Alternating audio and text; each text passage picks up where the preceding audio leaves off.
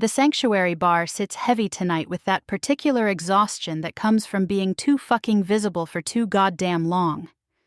My body feels like it's been wrung through a corporate meat grinder, every nerve ending stripped raw from 5 days of navigating 65,000 AWS reInvent convention attendees at the MGM Grand.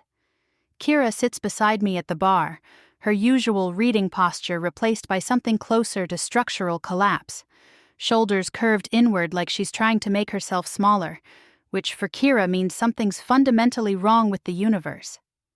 Miguel slides a rocks glass across the bar top before I've even settled onto the stool.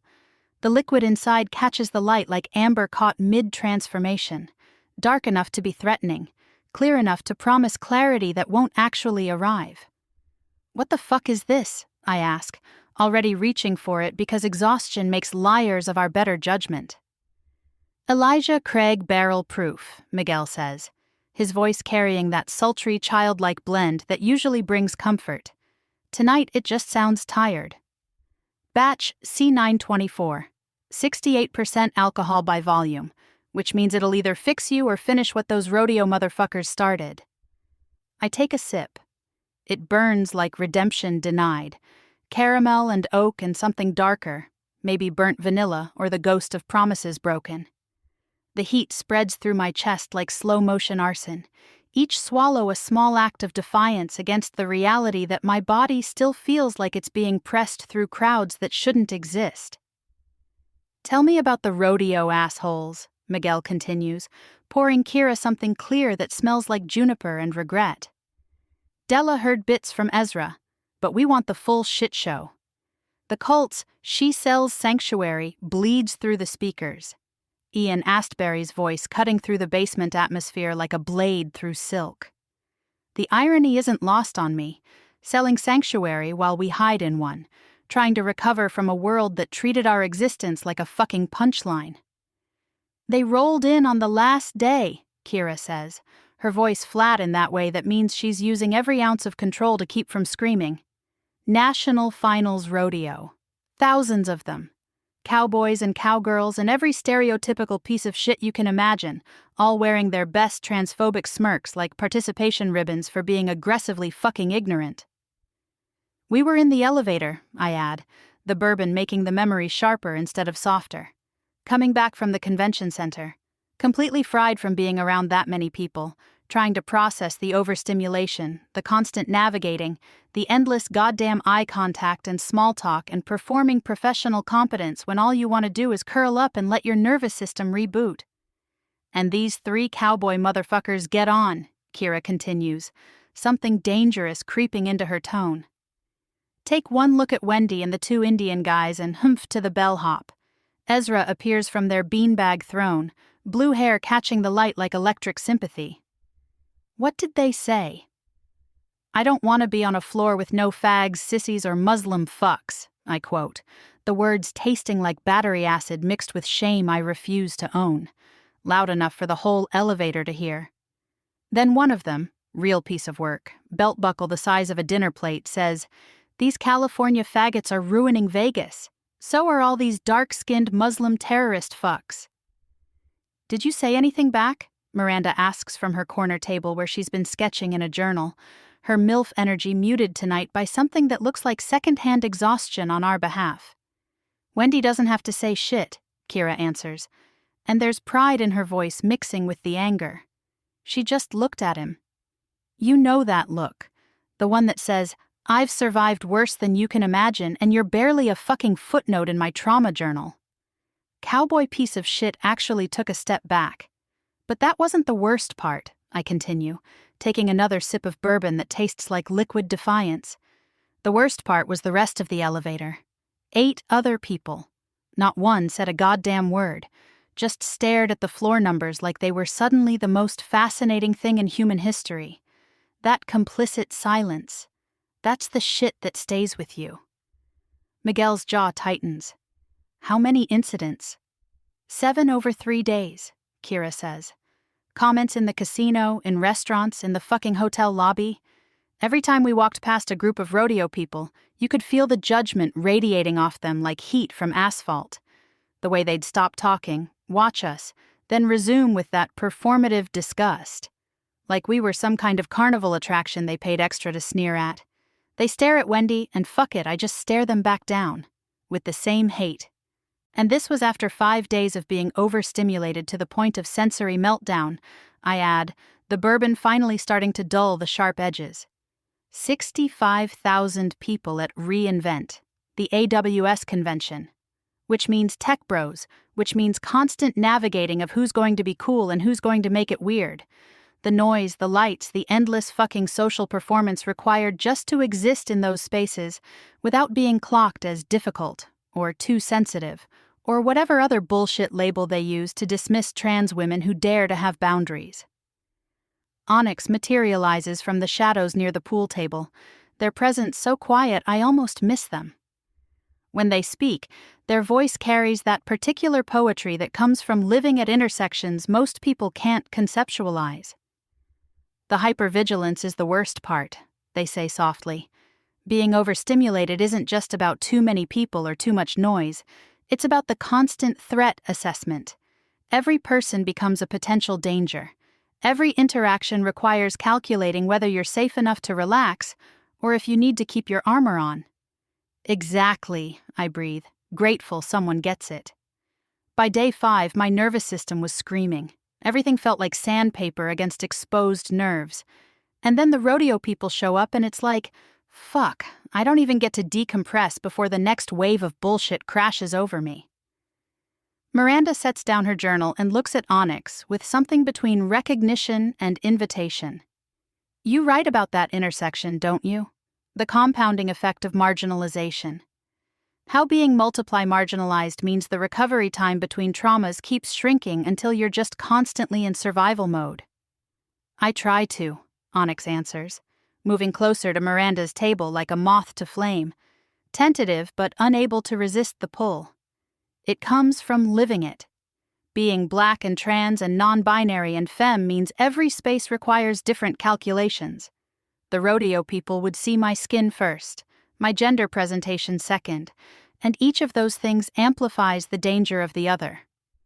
Audre Lorde, Miranda says, and it's not a question, the intersectional work. The understanding that we can't separate oppressions because they don't operate separately in the world. Her poetry taught me how to name what I was experiencing, Onyx confirms, settling into the chair across from Miranda. The master's tools will never dismantle the master's house. But also the more personal work, a litany for survival. The way she writes about living with fear so constant it becomes the baseline, and how marginalized people have to choose between speaking our truths and staying safe, and how staying safe is often just a slower death. Hart's Barracuda kicks in, Ann Wilson's voice cutting through the basement like chainsaw through pretense. The raw power of it makes my chest tighten. That particular ache that comes from hearing women own their rage so completely. Della emerges from the kitchen carrying plates that smell like rebellion cooked in cast iron, blackened catfish, bacon mac and cheese that could resurrect the dead, jalapeno cornbread that looks like aggressive southern comfort. Eat, she commands, distributing plates with the authority of someone who understands that nourishment is resistance. You two look like ghosts wearing skin suits. Convention drain is real, and you can't recover on bourbon alone. Watch me try, I mutter, but I pick up a fork anyway because Della doesn't make suggestions. She issues loving ultimatums. Kira takes a bite of the mac and cheese and makes a sound that's almost sexual. Fuck, I needed this. I know you did, Della says, returning to the kitchen. Now stop trying to tough your way through recovery and let people take care of you for 5 goddamn minutes. Lisa approaches from the other end of the bar where she's been nursing what looks like whiskey mixed with Diet Coke, her usual magical thinking about calorie compensation. Gus trails behind her, that nervous energy of rural queers in urban sanctuaries still radiating off him like static electricity. Can I ask you something? Gus directs the question at both of us, but his eyes settle on me. About coming out, about timing. Shoot, I say, because exhaustion makes me generous with advice I'm barely qualified to give. I came out at 20, Gus starts, his voice carrying that small-town softness that hasn't been completely beaten out of him yet. Got the fuck out of rural Idaho as soon as I could, moved here, started living openly, and it's been amazing. Terrifying, but amazing. But I hear older people talk about coming out later in life, and I wonder, is it better to do it young? To get it over with? Or does waiting until you're more established make it easier? Lisa laughs, sharp and bitter as good coffee. Easier? Fuck no. Nothing makes it easier. But I'll tell you what's different. She takes a long drink, the ice in her glass creating a small percussion section against the rim. I came out at 53, after decades of marriage to a man I never loved the way I was supposed to, after raising kids who thought they knew me, after building a whole life based on trying to be what everyone expected instead of who I actually was. And that's worse? Gus asks, not challenging, genuinely trying to understand. Different, Lisa corrects. When you come out young, you get to build from scratch. Everything you create is authentic. Your relationships, your career, your entire fucking life can be constructed on truth instead of performance. But you also face all the shit, the family rejection, the financial instability, the danger, when you're least equipped to handle it. Coming out older means you've got resources, I add, the bourbon making me philosophical. Established career, financial stability, life experience that helps you navigate the bullshit. But it also means you've got more to lose. More relationships to potentially destroy, more history to reconcile, more years of living inauthentically that you have to mourn. I lost decades, Lisa says quietly. Decades of being who I actually am, of experiencing love that feels real instead of performed, of going to bed next to someone and feeling like I'm home instead of just inhabiting a role. You can't get that time back. It's just gone. And yeah, I've got stability now, but I've also got this grief that sits in my chest about all the life I didn't live. But you're living it now, Gus offers, his optimism genuine, even if naive. I am, Lisa agrees, and that's fucking precious. But don't romanticize waiting. If you can be authentic now, be authentic now. Don't wait for the right time, because there's never a right time. There's just now, and all the nows you lose while waiting for perfect conditions that will never arrive. Fleetwood Mac's The Chain starts playing, Stevie Nicks' voice weaving through the basement like smoke through ruins. If you don't love me now, you will never love me again. The lyrics hit different when you're talking about coming out, about demanding people love the real you, or accept that the relationship was built on fiction. Across the room, Bubba sits at his usual table by the window, moving slower than normal. His massive frame shows the weight loss from the heart attack, still substantial, but diminished in that way that makes him look vulnerable instead of invincible. Remy perches on the edge of the table, cigarette dangling from his lips, watching Bubba with the intensity of someone who almost lost something precious. "You're overdoing it," Remy says, his Cajun accent thick with worry. "Mon cœur, you just got cleared for light activity last week." "I'm sitting," Bubba rumbles, his deep voice showing exhaustion he's trying to hide. "Pretty sure even my cardiologist can't object to sitting." "You walked here from the apartment," Remy counters. "That's 6 blocks. In December. After the doctor said to take it easy for another month." "Can't spend my whole life wrapped in bubble wrap," Bubba says. "But there's less conviction in it than usual. Life's too short for that shit. Literally, as my coronary arteries recently reminded me." Remy takes a drag from his cigarette, exhales slowly. Life's also too short to kill yourself trying to prove you're recovered before you actually are. There's something achingly tender about watching them, Remy's fear translating into sharp commentary, Bubba's stubbornness softening into acceptance that he's not invincible, both of them navigating this new reality where mortality isn't abstract concept but lived experience. "I'm scared," Bubba admits quietly, and coming from him, the confession carries weight that could crack foundations. "I'm scared of being weak, of being a burden, of you staying because you feel obligated instead of because you want to. You think I want to be anywhere else? Remy's voice cracks slightly. You think after 30 years of dancing around each other, of stolen moments and almost confessions, I'd walk away now? Fuck that. Fuck that entirely.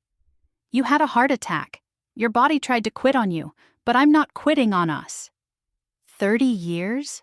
Ezra's voice carries from across the room, blue hair practically vibrating with curiosity. You've known each other 30 years? Remy grins despite the heaviness. College buddies, in a suite with Wendy, back when there was no Wendy, and the person who was there was trying to beat the voice out of her head. Both of trying to keep her out of trouble, neither of us saying a goddamn word about each other back then, 'cause that was a good way to wind up dead in a ditch. Bubba moved to Atlanta, I moved to New Orleans. We'd see each other every few years at different sites, always with this. He gestures between them, this thing hanging in the air that neither of us acknowledged. And here we are, cutie, Bubba crowed. The moment hangs there, vulnerable and precious. Miranda watches them with something like hunger. Not sexual, but the deep yearning of someone who wants that kind of connection, that kind of history, that kind of, we almost lost this intensity that makes every moment more precious. That's what I'm chasing, Onyx says quietly, almost to themselves. Not just romance, but that depth, that we've been through shit solidity. I'm tired of surface connections. Tired of people who fetishize my body without seeing my mind. Tired of... They pause, voice cracking slightly. Tired of being lonely in rooms full of people. Miranda reaches across the table, doesn't touch Onyx but makes the offer visible. You write about that, don't you? The isolation that comes from being seen but not known. All the time, Onyx confirms. There's this Patricia Hill Collins concept about outsider within status, being simultaneously inside and outside of systems, being visible but invisible, present but erased. It's fucking exhausting. Being black in white spaces, being trans in cis spaces, being non-binary in binary spaces. Every room requires code switching, requires performing some version of yourself that's palatable to whatever the dominant group is. And in queer spaces? Miranda asks gently. Sometimes worse, Onyx admits. Because there's supposed to be understanding, right? But then you get the same hierarchies. The pretty privilege, the passing privilege, the right kind of queer versus the too much queers. The people who want to fuck you but don't want to know you. The fetishization disguised as acceptance. June Jordan wrote about this, Miranda says, her voice carrying that particular authority of someone who's done the work. The erosion that comes from constant cultural assault. How marginalized people have to maintain impossible contradictions, being strong enough to survive but soft enough to not threaten, being visible enough to represent but invisible enough to not inconvenience, being articulate enough to educate but patient enough to forgive ignorance. God, yes, Onyx breathes. And the poetry is where I get to stop performing those contradictions, where I can be angry and soft simultaneously, where I can demand instead of request, where my blackness and my transness and my femininity don't have to be parceled out in acceptable portions. Pink Floyd's Wish You Were Here starts playing, and my chest immediately tightens. This was one of Gizmo's songs, one we'd belt in the car during Saturday morning grocery runs, her voice hitting notes that made strangers in parking lots turn around. We're just two lost souls swimming in a fishbowl year after year. The grief hits sudden and sharp, bourbon doing nothing to dull it. I miss my daughter with an ache that's become permanent architecture in my chest. Miss Carr singing, miss her enthusiasm, miss being the parent she trusted before my transition destroyed that foundation. Kira's hand finds my thigh under the bar, not squeezing, just present, grounding me without words because she knows this song, knows the memories it carries, knows I need contact more than commentary. You good? Miguel asks, reading my face with bartender precision. I'm never good when Pink Floyd plays, I admit. But I'm surviving it, which is basically the same thing. The night continues its slow crawl toward closing time. Conversations overlap and separate like jazz improvisation, Lisa telling Gus about her first Pride parade at 54, tears streaming down her face because she'd never felt so seen. Bubba and Remy arguing affectionately about whether proper gumbo requires okra. Miranda and Onyx exchanging poetry recommendations like secret passwords to understanding. Ezra bounces between conversations, blue hair catching light, bringing that infectious enthusiasm that reminds everyone why we keep showing up to this basement, why we keep choosing each other when blood family chooses bigotry. The bourbon has done its work, not erasing the exhaustion, but making it bearable, making it something I can hold instead of something holding me. The rodeo assholes become smaller in memory, their hatred shrinking to its proper proportion. Loud, dangerous, but ultimately temporary. We're still here, still taking up space, still refusing to shrink ourselves to make their discomfort more manageable. Another round? Miguel offers as last call approaches. Fuck no, I say, but I'm smiling. I'm wrecked. Kira and I need to go home, turn off our phones, and remember what it's like to exist in space where we're not being observed, judged, or cataloged as threats to somebody's fragile worldview. That sounds suspiciously like self-care, Della calls from the kitchen. I'm shocked, proud, but shocked. Don't get used to it, I call back. This is a temporary lapse in my usual pattern of self-destruction disguised as resilience. The bar empties slowly, people drifting into the December night carrying whatever healing they've managed to absorb. Onyx and Miranda exchange numbers, something tentative forming that might become friendship or might become more. Lisa hugs Gus with the fierceness of someone passing torch to younger generations, hoping they'll carry it further than she could. Bubba lets Remy help him stand, accepting the support without the usual protests about needing help. They move together toward the door, 30 years of almost confession finally solidified into something neither of them can deny. Kira and I are last to leave. Miguel's cleaning glasses, Della's shutting down the kitchen, Ezra's already texting about next week's gathering. Thanks, I say to Miguel, the word inadequate but all I've got. Outside, the December air bites through exhaustion, sharp and clarifying. Kira's hand finds mine as we walk toward the parking lot, fingers interlacing with practiced ease. Better? She asks. Getting there, I answer honestly. Still feel like I've been through a wood chipper, but at least now I remember why survival matters. Why we keep showing up to spaces that see us. Why we keep choosing each other. The rodeo assholes don't get to win, Kira says firmly. They can have their hatred and their belt buckles and their toxic masculinity. We've got this, she squeezes my hand, and that's worth more than their approval will ever be. The car's heater blasts cold air before warming, creating temporary discomfort before relief arrives. Like recovery itself, the getting better feels worse than the numbness sometimes, but it's necessary for actual healing. I drive us home through Vegas streets still glittering with tourists, with gamblers, with people trying to find something in neon that can only be found in connection. The convention center lights glow in the rearview mirror, the MGM Grand Tower piercing sky like accusation or promise depending on your perspective. Tomorrow I'll process more. Tonight I'll just hold Kira's hand and be grateful for basements full of chosen family, for bourbon that burns like resistance, for surviving another day in a world that would prefer we didn't exist at all. Revolution is not a one-time event. It is becoming always vigilant for the smallest opportunity to make genuine change in established, outgrown responses. For instance, it is learning to address each other's difference with respect. Audre Lorde understood what I'm learning slowly through exhaustion and bourbon and chosen family's witness. Healing isn't destination, it's practice.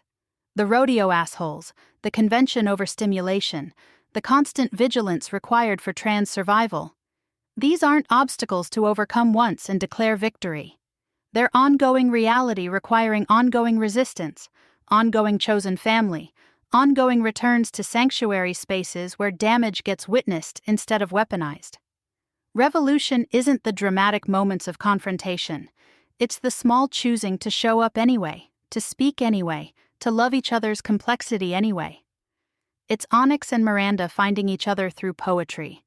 It's Bubba accepting help from Remy. It's Lisa telling Gus that lost decades matter, but so does living now. It's all of us returning to basements that smell like bourbon and acceptance, learning again and again that addressing each other's difference with respect means making space for exhaustion, for rage, for contradictions, for the messy reality that survival isn't pretty or inspiring. It's just necessary. And we do it together, vigilant for smallest opportunities to choose connection over isolation, to choose sanctuary over suffering, to choose each other over the world's insistence that we should disappear. Start learning AI in 2025. Everyone talks about AI, but no one has the time to learn it. So, we found the easiest way to learn AI in as little time as possible: the Rundown AI. It's a free AI newsletter that keeps you up to date on the latest AI news and teaches you how to apply it in just 5 minutes a day. Plus, complete the quiz after signing up, and they'll recommend the best AI tools, guides, and courses tailored to your needs. Sign up to start learning.